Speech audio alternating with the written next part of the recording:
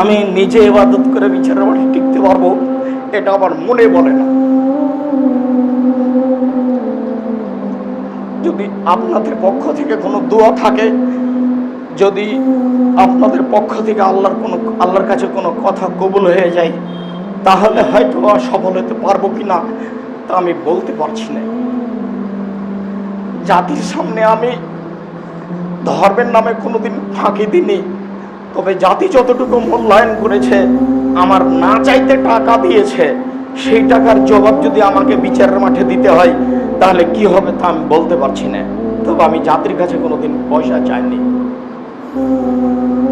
আমি জাতিকে বলেছি জামিয়া সালাফিয়া আপনাদের জন্য থাকছে সম্পদ। আমার মনে বড় সাধ, এদেশের মাটিতে আমি উন্নত মানের প্রতিষ্ঠান গড়বই গড়বো ইনশাআল্লাহ, যেখানে বাংলা, ইংরেজি, আরবি উন্নত মানের শিক্ষা ছেলেমেয়েরা করবে এবং জাতির অন্যায়ের বিরুদ্ধে লড়বে মুখে কলমে মিডিয়ায়। এই অপেক্ষায় আমি আছি। সেটাই জামিয়া সালাফিয়া।